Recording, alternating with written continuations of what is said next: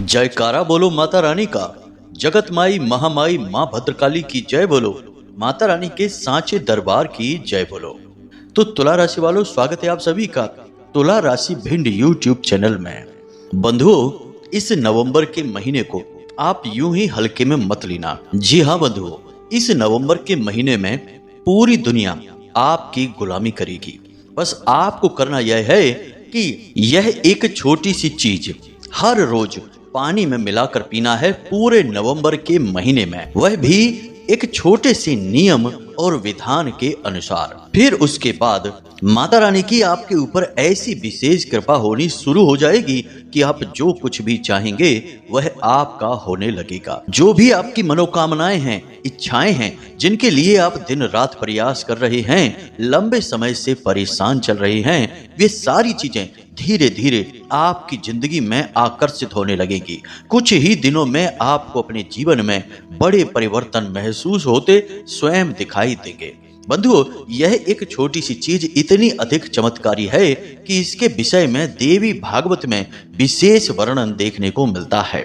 यह एक चीज कोई साधारण चीज नहीं है, यह माता रानी का सीधा आशीर्वाद है। और जो भी इसके बारे में जान जाता है उसके ऊपर माता रानी की विशेष कृपा दृष्टि हमेशा बनी ही रहती है। फिर चाहे वह माता रानी की पूजा पाठ नियम से करे या ना करे, माता रानी की भक्ति में लीन रहे या ना रहे, बस इस एक छोटी सी चीज को जल में मिलाकर पीने से माता रानी उस जातक से हमेशा जीवन भर प्रसन्न बनी रहती हैं। ऐसा कहा जाता है कि इस चीज में माता रानी स्वयं जागृत रूप में निवास करती हैं और इस चीज के प्रयोग करने वाले की रक्षा और उसके जीवन का पालन का बीड़ा स्वयं माता रानी अपने कंधों पर उठा लेती हैं। यानी कि स्वयं माता रानी, माता भद्रकाली, माँ चामुंडा देवी आपका हाथ पकड़कर आपकी कामयाबी की ओर आपको लेकर जाएंगी। तो बस आपको अब इस एक चीज के विषय में पूरा ज्ञान आज इस कार्यक्रम में प्राप्त कर लेना है और इसे नियमबद्ध तरीके से पूरे नवंबर के महीने में प्रयोग करना शुरू कर देना है। अगले 2 या 3 दिनों में ही आपको इस चीज के विचित्र और जीवन को खुश कर देने वाले, आनंद देने वाले चमत्कारी परिणाम दिखाई देने शुरू हो जाएंगे। तो चलिए बंधुओं, आज के इस विशेष ज्ञानवर्धक और चमत्कारी कार्यक्रम की शुरुआत करते हैं। लेकिन इससे पहले हम चाहेंगे कि आप माता रानी को आभार अवश्य व्यक्त करें। तो कमेंट बॉक्स में पूरे भक्ति भाव के साथ लिख डालिए, जय माँ भद्रकाली कृपा करो, जय माँ लक्ष्मी कृपा करो। माता रानी आपके ऊपर पूरी कृपा बनाएगी, हमें पूर्ण विश्वास है। इसी के साथ साथ बंधुओं, आपसे एक छोटा सा निवेदन और है कि इस कार्यक्रम को बनाने में हमने बहुत मेहनत की है। सच्चे अनुभवों को जो हमारे जीवन से जुड़े हुए हैं उन्हें इस कार्यक्रम में शामिल किया है और आपके लिए दिल से प्रयास किया है। माता रानी की कृपा और उनका आशीर्वाद आप तक पहुंचाने का प्रयास किया है। तो इस कार्यक्रम को आप अंत तक अवश्य देखना। आप यकीन मानिए कि माता रानी की स्वयं इच्छा है, उनकी मर्जी है, तभी आप इस कार्यक्रम पर आए हैं। तो बस हम आपसे इतना चाहते हैं कि आप इस कार्यक्रम को अंत तक देखें, तभी हमारी मेहनत और माता रानी की कृपा दोनों ही आपके लिए सफल होंगी, फलित होंगी, वरना सब कुछ बेकार चला जाएगा। साथ ही साथ यदि आप इस चैनल कार्यक्रम पर यदि पहली बार आए हैं तो इस चैनल को सब्सक्राइब अवश्य कर ले। बगल में जो सब्सक्राइब का बटन है उसे अभी दबा दें। ऐसा करने से आप न केवल हमारे बल्कि माता रानी के दिव्य परिवार के सदस्य बनेंगे, माता रानी के दिव्य धाम से सीधे जुड़ जाएंगे। फिर माता रानी की सीधी कृपा और आशीर्वाद आपके पास अपने आप ही पहुंचना शुरू हो जाएगा, क्योंकि आप परिवार के सदस्य बन चुके हैं। तो चलिए बंधुओं, उम्मीद करते हैं कि आप हमारी भावनाओं को और बातों को समझ रहे हैं और सहमत भी हैं। अब कार्यक्रम में अंत तक अवश्य ठहरेंगे। तो चलिए कार्यक्रम की शुरुआत करते हैं। बात करते हैं नवंबर के इस विशेष महीने के विषय में, कुछ आपके जीवन के विषय में और फिर इस एक चीज के प्रयोग और विधि विधान के विषय में। तो बंधुओं, यह जो नवंबर का महीना चल रहा है, इस महीने में ग्रहों के कुछ ऐसे योग बन रहे हैं जो एक तरफ तो आपको विशेष धन लाभ, विशेष कामयाबियां और रिश्ते नातों में प्रेम दिलाना चाहते हैं, लेकिन दूसरी ओर आपको भयंकर चोट, धोखा और षड्यंत्र का शिकार भी बना रहे हैं। कहने का मतलब यह है कि दोनों हाथों में भगवान ने कुछ न कुछ आपके लिए रखा है, निर्णय आपका रहेगा। अब कोई गुरु यदि मार्गदर्शन दे तो उनकी बातों को अवश्य सुनना। हम आपको जो बता रहे हैं इन बातों पर ध्यान अवश्य देना। और ये घटनाएं जो हम आपको बताने वाले हैं निश्चित ही इस नवंबर के महीने में आपके जीवन में घटित होनी शुरू होंगी, तब आपको हमारी याद आएगी। याद रखना बंधुओं कि हम जो बातें आपको बताने जा रहे हैं वे ना केवल ज्योतिषीय गणित और आकलन पर आधारित हैं, बल्कि माता रानी की दिव्य अनुभूतियों पर भी आधारित हैं। इसलिए हम आपको अब ऐसी विचित्र और आपके जीवन से जुड़ी गहरी बातें बताने जा रहे हैं जो कि शायद आपके अलावा कोई और नहीं जानता है। जी हाँ बंधुओं, यानी आपके दिल के गहरे राज हैं। तो अब ध्यान से सुनिए। सबसे पहली चीज तो यह है कि इस महीने में राहु और केतु दोनों का गोचर कुछ इस प्रकार से हो रहा है जो आपको 3 तरह से चोट पहुंचाएगा। पहली, आपके शरीर में किसी विशेष अंग में कुछ समय के लिए दर्द रहेगा, तेज दर्द रहेगा, या फिर ऐसा भी हो सकता है कि कोई दुर्घटना या चोट लगने की वजह से दर्द शुरू होगा, या कोई जीव जंतु डंक मारेगा या काट लेगा जिसकी वजह से दर्द होगा, या फिर कोई पुराना दर्द उठ जाएगा। अब यह दर्द ज्यादातर संभावना इस बात की है कि आपके शरीर के दाहिने हिस्से में होना शुरू हो जाएगा और यह लगभग इस पूरे महीने ही रहेगा। हो सकता है कि इस महीने की शुरुआत से पहले ही यह दर्द होना शुरू हो चुका हो और इस पूरे महीने यह दर्द रहेगा। यानी आपको अपने शरीर के किसी विशेष हिस्से पर लगातार दर्द सहन करना ही पड़ेगा। दूसरा यह है कि आपके शरीर का तापमान भी इस महीने कुछ बढ़ा रहेगा, क्योंकि मंगल कर्क राशि में गोचर कर रहे हैं जो कि आपके शरीर में ताप बढ़ाने का कार्य करेंगे, चिड़चिड़ाहट पैदा करेंगे। अपने काम में मेहनत की वजह से, लगातार शारीरिक परिश्रम और मानसिक थकान की वजह से आपको पल पल पर गुस्सा दिलाने का कार्य करेंगे। इसी के साथ साथ बंधुओं हम आपको बता दें कि आपने अपने मन में कुछ नया कार्य करने के बारे में विचार बना रखा है। आप कोई नई प्लानिंग करके बैठे हैं, या तो अपने काम धंधे से जुड़ी या अपने जीवन से जुड़ी कुछ विशेष आपकी योजनाएं हैं। आप उन पर कार्य करना चाहते हैं, लंबे समय से विचार कर रहे हैं, लेकिन आपको अब तक सही अवसर प्राप्त नहीं हो पाया है। तो हम आपको बता दें कि 15 नवंबर के बाद आपको यह अवसर प्राप्त हो जाएगा, क्योंकि जैसे ही शनिदेव अपनी बकरी चाल को छोड़कर मार्गी होंगे, आपके ऊपर से इनका जो प्रभाव है, जो जीवन में धीमापन आ गया है, वह कम होना शुरू हो जाएगा और जीवन में एक नई रफ्तार आ जाएगी। आपका दिमाग एक नई ऊर्जा से भर जाएगा, शरीर में भी एक नई ऊर्जा का एहसास रहेगा। तो फिर आप किसी भी कार्य को कर सकते हैं जिसके बारे में आप लंबे समय से विचार करके बैठे हैं।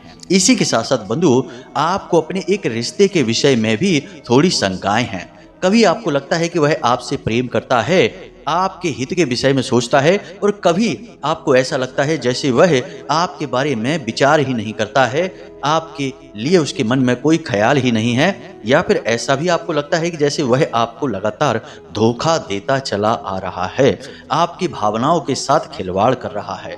तो इस महीने में आपका उस रिश्ते के प्रति जो शक का भाव है वह भी स्पष्ट हो जाएगा, यानी वह अपना असली रंग दिखाएगा। रिश्ता चाहे कोई भी हो, लेकिन इस महीने उसकी असलियत आपकी आंखों के सामने आएगी, वह भी 15 और 30 नवंबर के बीच में। जी हाँ बंधुओं, कुछ ऐसी घटनाक्रम होगी जिससे आपके मन में जो शंकाएं हैं कि यह आपसे सचमुच में प्रेम करता है या आपके साथ बस खेल खेल रहा है, ये सारी शंकाएं समाप्त हो जाएंगी। अब बंधुओं एक और खास बात कि आप किसी प्रकार के विवाद की स्थिति में पड़े हैं, कोई पेपर वर्क, सरकारी काम आपका अटका पड़ा है, तो उस काम में अभी ऐसा ही रहेगा, यानी कि वह काम रुका ही रहेगा, उसमें गति नहीं आएगी। 15 तारीख के बाद उसमें गति आनी शुरू होगी। जब सूर्य देवता राशि परिवर्तन करेंगे तो इसी राशि परिवर्तन के साथ आपके जीवन में जो रुके हुए कार्य हैं, जैसे कि कोई समझौता, कोई एग्रीमेंट, किसी प्रकार का विवाद, सरकार की तरफ से आप कोई लाभ लेना चाहते हैं, पुलिस, कोर्ट, कचहरी का यदि कोई मामला है, अटका पड़ा है, काम आगे नहीं बढ़ रहा है, तो ये सारे काम आपके 15 तारीख के बाद से बनने शुरू हो जाएंगे, इनमें गति आने लगेगी। अब एक खास बात बंधु कि इस नवंबर के महीने में आपको किसी को भी ना तो कैश देना है और ना ही कर्जा लेना है। कर्जा यदि आप लेना भी चाहते हैं तो अपने काम धंधे व्यापार से जुड़े काम के लिए ही कर्जा लें। अपने निजी जरूरतों के लिए कोई कर्जा आप ना लें, वरना आप अपने लिए मुसीबत मोल ले लेंगे। लेकिन 1 तारीख से 15 तारीख तक तो भूल कर भी आप कर्जा ना लें, वरना आप चुका नहीं पाएंगे। 1 तारीख के 15 तारीख के बाद यानी कि 16 तारीख से और 30 नवंबर तक आप कर्जा ले सकते हैं, फिर आप चुका पाएंगे। और ऐसा हम शनि देव की वजह से ही आपसे कह रहे हैं। अब राहु और केतु की बात कर लेते हैं। तो राहु आपको ऐसे लोगों से मिलवाएगा जो आपको नई नई स्कीम योजनाएं बताएंगे, जहां आप पैसा लगाएंगे और जल्दी से आपका पैसा डबल तिबल हो जाएगा और आप खूब सारा पैसा कमाएंगे, अमीर हो जाएंगे। यानी पैसे कमाने की अजीबोगरीब योजनाएं कोई ऐप के बारे में बताएंगे, या फिर कहीं कोई सट्टेबाजी या जुआ से जुड़ा हुआ कोई काम होगा। स्पष्ट नहीं होगा कि जुआ ही है, लेकिन है वह जुआ ही, सट्टेबाजी ही। तो ऐसी किसी योजना, कोई स्कीम, कोई इन्वेस्टमेंट, कोई शेयर मार्केट में कोई विशेष इन्वेस्टमेंट की योजना आपको बताई जाएगी 1 से 15 तारीख तक। इसमें आपको बिल्कुल भी निवेश नहीं करना है, पैसा नहीं लगाना है, वरना आपका पैसा निश्चित गारंटी के साथ डूबेगा और आपको बहुत अधिक मानसिक पीड़ाएं भी दिलवाएगा।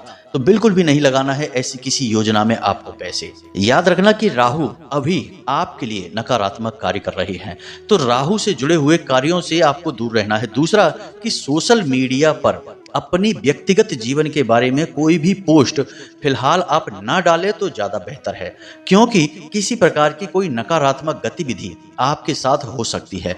अब सोशल मीडिया से या फिर इन 2 नंबरी ऐप से क्या क्या हो सकता है यह तो आप भी समझते हैं, विस्तार से बताने की जरूरत नहीं है। लेकिन हम आपको बता दें कि सोशल मीडिया का सीधा संबंध राहु से होता है और कई लोगों के जीवन को राहु देव ने चमत्कारी ढंग से बदला है। रातों रात उन्हें लाखों करोड़ों में खेलने दिया है और कई लोगों की जिंदगी को बुरी तरह से बर्बाद भी कर दिया है। राहु देव यानी सोशल मीडिया से जुड़े हुए सबसे शक्तिशाली ग्रह हैं। तो सोशल मीडिया से अभी हाल फिलहाल आपको दूर रहना है इस पूरे नवंबर के महीने में। कुछ नहीं तो आप इतना करेंगे कि सोशल मीडिया पर इतने व्यस्त हो जाएंगे कि अपने जरूरी कार्यों को करना भूल ही जाएंगे, और जरूरी कार्य नहीं करेंगे तो वहां भी राहु का दुष्प्रभाव दिखाई देगा। यानी कि आपको व्यस्त बनाकर रखेंगे, मानसिक थकान दिलाएंगे, अपने ही काम से ध्यान हटवाएंगे। तो सोशल मीडिया से फिलहाल आपको इस महीने में दूर ही रहना है। केतु की बात करेंगे तो केतु आपको गलत तरीके से शारीरिक सुख देने की कोशिश करेंगे, यानी अपनी इच्छाओं और वासनाओं की पूर्ति के लिए आपको लोग भटकाएंगे। आपके दोस्त यार या रिश्ते नातों में कुछ ऐसे लोग हैं जो गलत काम करते रहते हैं, यानी कि जुआ, शराब, वेश्यावृत्ति आदि कार्यों में लिप्त रहते हैं। वे आपको इन्हीं कार्यों की ओर आकर्षित करेंगे और आपका मन भटकेगा भी। आपको भी लगेगा कि कुछ नहीं होता, थोड़ा बहुत ये सब चलता है, लेकिन आप जैसे ही करेंगे वैसे ही आपके ऊपर लांछन लग जाएंगे, आपका चरित्र का हनन हो जाएगा। तो आपको बचकर रहना है। दूसरा कि किसी विपरीत लिंगी के प्रति आपका आकर्षण बढ़ेगा, यानी ऑपोजिट जेंडर की ओर आप आकर्षित होंगे और सामने वाले से भी आपको सही सकारात्मक प्रस्ताव मिलेंगे। लेकिन आपने यदि इन प्रस्तावों को स्वीकार कर लिया तो फिर से आपका चारित्रिक हनन हो जाएगा, आपकी बदनामी फैल जाएगी, आप फंस जाएंगे। आप जैसे इंसान हैं नहीं वैसे इंसान इस समाज में साबित हो जाएंगे और फिर आपका जीना मुश्किल हो जाएगा। कुल मिलाकर यह कि गलत तरीके से शारीरिक सुख हासिल करने की कोशिश बिल्कुल न करें। आपको इस महीने ऑफर तो खूब मिलेंगे, लेकिन आपको दूरी बनाकर रखनी है। यह राहु और केतु का दुष्प्रभाव है, तो संभल कर रहना है। तो ये तो थी आपके जीवन से जुड़ी हुई कुछ जरूरी बातें, जरूरी सावधानियां जो आपको बनाकर रखनी थी। अब हम आपको इस चीज के विषय में बताते हैं। साथ ही साथ कुछ और छोटे छोटे कार्य हैं जो आपको इस पूरे महीने करना है। सबसे पहले तो आपके घर में जो पानी पीने का बर्तन है, जहां से सभी लोग पानी पीते हैं, उसमें प्रतिदिन आप तुलसी की 2 या 3 पत्तियां डाल दिया करिए। यह बहुत ही आवश्यक है। साथ ही साथ उस पीने के जल में बिल्कुल थोड़ी सी 1 चुटकी से भी कम हल्दी भी डाल दिया करिए। यह भी बहुत आवश्यक है।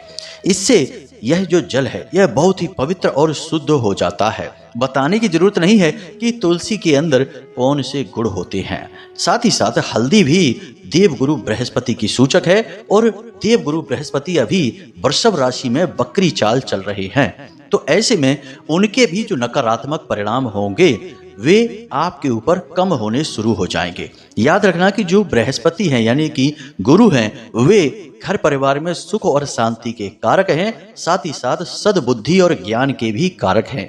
धन संपत्ति और रुपए पैसे के आगमन के स्रोतों के कारक हैं, यानी जहां जहां से आप पैसे कमाते हैं वह गुरु ही है।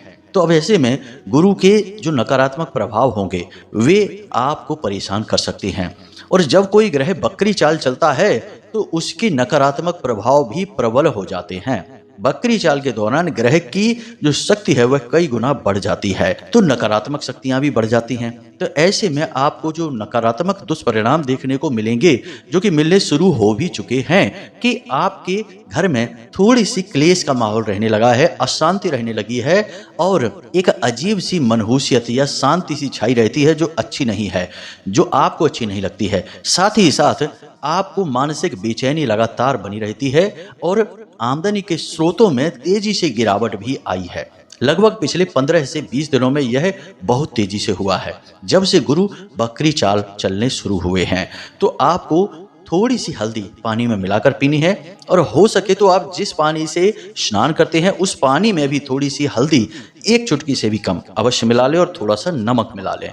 बस इतना सा उपाय आप करते रहें। इस पूरे नवंबर के महीने आपको गुरु की तरफ से जो तकलीफें आ रही हैं वे शांत हो जाएंगी और फिर से आपका काम चमक उठेगा, आपके जीवन में खुशियां आनी शुरू हो जाएंगी। इन कार्यों को आप करें और आपके जीवन में सकारात्मक परिणाम आप स्वयं आते हुए देखें। अब बात करते हैं इस एक चीज के विषय में जिस पर माता रानी की सीधी कृपा है, जिसे माता रानी का जागृत स्वरूप ही मानते हैं। तो अब ध्यान से सुने। सबसे पहले बात करते हैं रुद्राक्ष के विषय में। जी हाँ बंधुओं, आपने शायद नाम सुना है कि नहीं, एक रुद्राक्ष होता है जिसे गौरी शंकर रुद्राक्ष कहा जाता है। अब यदि आपके घर में गौरी शंकर रुद्राक्ष है तो आप एक काम कर सकते हैं कि आप एक मिट्टी का पात्र लेकर आए, एक छोटा सा घड़ा या छोटी सी मटकी मिट्टी के पात्र की लेकर आए, यानी मिट्टी का पात्र चाहिए। अब आपको रात्रि के समय शुद्ध जल से उस मिट्टी के पात्र को भर देना है और उसके अंदर गौरी शंकर रुद्राक्ष को डाल देना है। अब यदि आपके पास गौरी शंकर रुद्राक्ष नहीं है तो 7 मुखी 5 मुखी रुद्राक्ष भी चलेगा। ये 3 रुद्राक्ष में से कोई भी आपके पास है तो आप रात के समय इसे जल में डालें। असली रुद्राक्ष होगा तो वह जल में डूब जाएगा और वही अपने असली प्रभाव आपके ऊपर देगा। आपको यह रुद्राक्ष जल में डाल देना है और इसे रात भर जल में डले छोड़ देना है। सुबह जागकर आपको रुद्राक्ष को निकाल देना है और उस जल को पी लेना है। खाली पेट उस जल को आपको पीना है और यह क्रिया आपको लगातार करते रहना है इस पूरे नवंबर के महीने में। रुद्राक्ष का जल पीने के कई आयुर्वेदिक लाभ भी हैं, जैसे कि छोटी मोटी बीमारियों से लड़ने की क्षमता, ब्लड प्रेशर, शुगर और पेट से जुड़े रोग तुरंत शांत होने लगते हैं। लेकिन इसके ज्योतिषीय गुण भी बहुत अधिक हैं। गौरी शंकर रुद्राक्ष में साक्षात भोले बाबा और माता पार्वती का स्वरूप विराजमान रहता है, इसीलिए इसका नाम गौरी शंकर रुद्राक्ष है। यदि कोई जातक गौरी शंकर रुद्राक्ष का पानी कम से कम 30 दिन तक लगातार पी ले तो उसके 2 तरीके के कष्ट समाप्त हो जाते हैं पूरी तरह से। पहले, शरीर से जुड़े हुए सारे कष्ट पूर्ण रूप से समाप्त हो जाते हैं। दूसरे कि उसके जीवन में जो रुकावटें हैं, अड़चने हैं, वे दूर हो जाती हैं और उसकी मनोकामनाएं पूर्ण होनी शुरू हो जाती है। गौरी शंकर रुद्राक्ष में स्वयं माता की शक्ति विराजमान होती है, तो आप इसे प्रयोग करें तो यह सर्वोत्तम होगा। अब कुछ लोग यह कहेंगे कि गुरुजी हमारे पास तो गौरी शंकर रुद्राक्ष है ही नहीं, तो हम क्या करें, क्या नया खरीद लाएं बाजार से? तो बाजार से नया खरीदने की जरूरत नहीं है, क्योंकि गौरी शंकर रुद्राक्ष बहुत कम ही बाजार में मिलता है। नकली भी कभी कभी हाथ लग जाते हैं और मिलेगा भी तो बहुत महंगा मिलेगा, तो आपको इसे खरीदने की जरूरत नहीं है। इसके बजाय आप कुछ और भी है चीजें जिन्हें प्रयोग कर सकते हैं, जिनके भी बिल्कुल इसी प्रकार के परिणाम आपको प्राप्त होंगे, लेकिन पानी आपको मिट्टी के पात्र में ही रखना पड़ेगा। तो अब ध्यान से सुनिए। 1 दालचीनी का टुकड़ा। जी हाँ बंधुओं, दालचीनी के टुकड़े में स्वयं माता लक्ष्मी का वास माना जाता है। ज्योतिषीय आकलन के आधार पर इन बातों का हम वर्णन आपको कर रहे हैं। इसी के साथ साथ आपको तुलसी की 3 से 4 पत्तियां, 2 हरी इलायची और 1 लौंग का जोड़ा एक जरा सी चुटकी हल्दी पिसी हुई आपको इस पानी में डाल देनी है। रात भर आपको इसे पानी में डला छोड़ देना है। सुबह छानकर इस पानी को पी लेना है। इस पानी को पीने से भी आपको उतने ही शक्तिशाली परिणाम प्राप्त होंगे जितने कि रुद्राक्ष के पानी से प्राप्त होते हैं। यह भी विधि बहुत अच्छी तरह से जीवन में कार्य करती है और हमने स्वयं इस विधि को अपने ऊपर आजमाया है। रुद्राक्ष के पानी को भी और इस विधि से तैयार किए गए पानी को भी। बस याद यह रखना है कि आपको इस पानी को सुबह खाली पेट ही पीना है। यदि आपकी आदत चाय या कॉफी पीने की है और आप सुबह जागते ही सीधे कॉफी या चाय पीने लगते हैं तो चाय कॉफी पीने के कम से कम आधा से 1 घंटे के बाद आप इस पानी को पिएं। याद रखना कि हमारे हिंदू धर्म में इस तरह के जो पेय हैं जिन्हें हम चाय या कॉफी कहते हैं, ये तमस को बढ़ाते हैं, यानी तामसिक पेय की श्रेणी में आते हैं और शरीर में पित्त बढ़ाने का कार्य करते हैं। तो ऐसी चीजों के साथ हम किसी भी आध्यात्मिक वस्तु का प्रयोग नहीं कर सकते हैं। इसलिए आपको कम से कम आधा या 1 घंटे का अंतर इनके बीच में रखना पड़ेगा। अब जब आप इस नियम का पालन शुरू करेंगे, हमारे कहने से आप जरूर करेंगे ही, हमें विश्वास है, क्योंकि हमारी बताई हुई चीजें निश्चित कार्य करती ही हैं। तो यह तो भौतिक चीज हो गई जो हमने आपको बता दी। अब हम आपको कुछ मानसिक चीजों के विषय में भी बताएंगे। इनके बारे में भी जरा ध्यान से सुनना, तभी चीजों का सही असर होता है। तो ध्यान से सुनिए। आप जैसे ही इस पानी को पीना शुरू करेंगे, आपको अपने मन में यह विचार लाना है कि अब माता रानी की या आप जिसकी भी पूजा करते हैं, उन भगवान की आपके ऊपर पूर्ण कृपा हो चुकी है। अब आपके जीवन में सब कुछ अच्छा ही होने वाला है। कुछ भी गलत नहीं होगा, चाहे कुछ भी हो जाए। यदि कुछ गलत होता भी है तो उसके पीछे भी कारण जरूर कुछ न कुछ अच्छा ही छिपा है। यानी कि आपको अपने मन को पूर्ण रूप से सकारात्मक विचारों से भरना होगा, तभी ये चीजें कार्य कर पाएंगी। क्योंकि सकारात्मक विचार ही वह नींव बनेंगे जिस पर कि आपकी जरूरतें, आपकी मनोकामनाएं पूर्ण होनी शुरू होंगी। यदि आप मन में नकारात्मक विचार रखे रहेंगे कि कुछ नहीं होता इन चीजों से, पता नहीं काम करेगी भी कि नहीं, तो फिर शायद कि ये चीज काम करे ही नहीं। क्योंकि जो ऊर्जाएं होती हैं वे जीवन में परिवर्तन तो लेकर आती हैं, लेकिन हमें उन ऊर्जाओं के कार्य करने के तरीके को समझना पड़ेगा।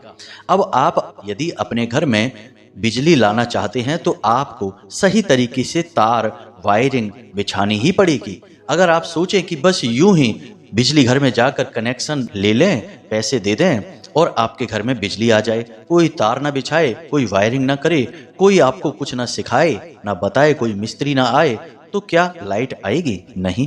जब तक आप नियमों का पालन नहीं करेंगे, बिजली की ऊर्जा को साधने के सही तरीके नहीं सीखेंगे, यह ऊर्जा आपके लिए बिल्कुल बेकार है। उसी प्रकार आध्यात्मिक ऊर्जाएं होती हैं। ये आपके जीवन में कार्य करना तभी शुरू करती हैं जब आप इनके नियमों को समझ लेते हैं। आध्यात्मिक ऊर्जाओं को साधने का सबसे बड़ा नियम है कि अपने मन को, अपने चित्त को हमेशा सकारात्मक रखना। इसीलिए भगवान की भक्ति करने को कहा जाता है, क्योंकि भक्त के पास भगवान की भक्ति का बल आ जाता है और वह उसे हमेशा सकारात्मक बनाकर रखता है। जो भगवान का सच्चा भक्त होगा वह कभी रोते बिलखते नहीं दिखाई देगा, वह हमेशा मुस्कुराता रहेगा, क्योंकि उसे अपने भगवान पर भरोसा रहेगा कि उसके साथ कुछ गलत हो ही नहीं सकता है। तो उसके जीवन में कुछ गलत होता भी नहीं है, भगवान उसका सहारा बन जाते हैं। तो आपको भी कुछ ऐसा ही रहना है।